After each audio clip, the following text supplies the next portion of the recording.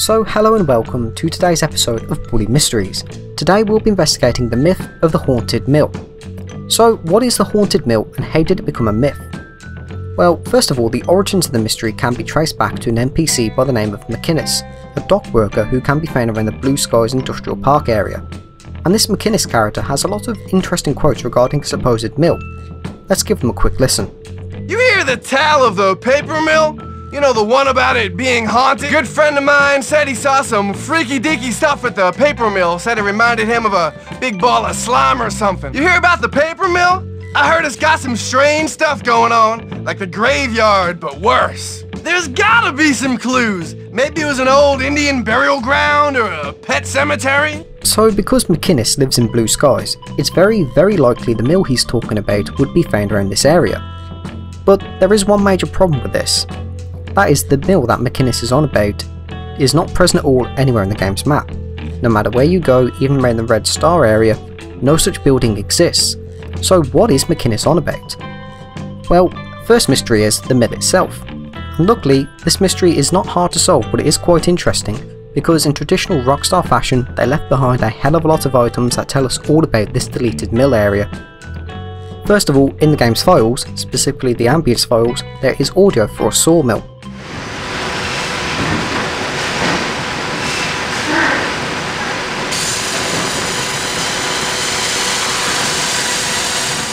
Yep, that's a sawmill alright, but do we know anything else? The answer to that of course is yes, because if we go to Blue Skies Industrial Park, specifically the small patch of land near the sea and Happy Vault's Asylum, we can see a puff of smoke that appears from absolutely nowhere just casually hanging out in the sky. Could this be the ghost that McInnis is on about?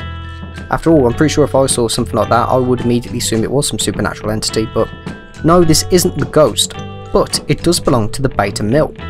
So how do we know it's a mill?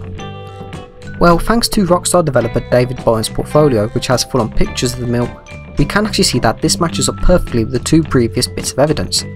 Note how the mill is stationed partially into the sea, much like the area in Blue Skies is.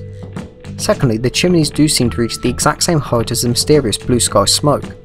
And judging from quite a few other screenshots, it does look like that Jimmy was going to be able to visit this area, and even possibly go inside. Partially. As we do have another screenshot which shows a walkway that seemingly leads Jimmy up through a corridor-like area, and another screenshot which shows us a rather detailed area that is much more detailed than most other rooftop areas in the game. I know this isn't a rooftop, but Bully is pretty much stationed primarily on the ground, you know what I mean? It's not like Grand Theft Auto where you can just go on every single building with a helicopter. In fact, if we take a look at the back of this screenshot, we can see another dark area which matches up nicely with the same dark area from the front of the mill. If I know Rockstar well enough, this is most likely where a rubber band would have been found, at the very least, probably somewhere around this area. This could also explain why the area is completely boarded off by wood when you visit here in Chapter 3, coupled with quite a lot of unused props that were going to be placed around here, pictures from the cutting room floor. It actually makes sense when you think of it, like Chapter 2 the school gates open, Chapters 3 and 5 you could assume construction around the new commentary area was completed. So the wood explanation could be that the mill finally got around to moving it themselves and cutting it down or whatever. So now we've actually proven the existence of the mill, let's return back to the ghost. And sadly, the myth of the ghost is proven pretty much fake, and this is mostly down to McInnis himself, so let's do a bit of investigating on him because he's a rather interesting character. First of all, McInnis is a very minor character. His only role in the entire game is giving Jimmy a single errand and that's it. Nothing else. But McInnis is that much of a minor character, his voice actor was never even credited, and seeing as all his quotes reference this specific cut area, it's likely that the person who provided the voice did everything he needed to do while the game was still in development in say about early 2005 when the mill was still an area in the game, and Rockstar never bothered to either cut him as a character or get him back to re-record some new lines after the mill was removed. But it does raise the question, were Rockstar actually planning to have a ghost here? Because it is unusual why they'd write a very specific character whose entire personality revolves around this area and mentions ghosts. Rockstar were most likely very well aware of the various myths surrounding Grand Theft Auto San Andreas at the time. You know, Bigfoot, CJ's mom's ghost, Leatherface, ghost cars, so maybe Rockstar might have had some creepy audio playing here at night to give the illusion a ghost haunts the mill. Personally, I think it comes down to 4 possible options. Option 1, like I just mentioned, you know, the player comes here late at night and there's some creepy audio playing.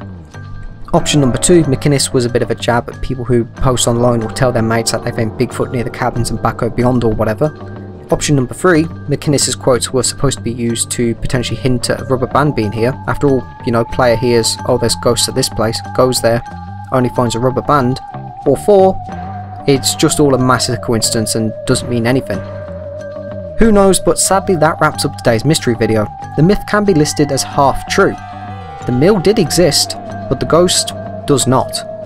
Although it would be great if a bill from say 2005 surfaces with the mill area intact so we can find out for ourselves, but don't hold our breath on that.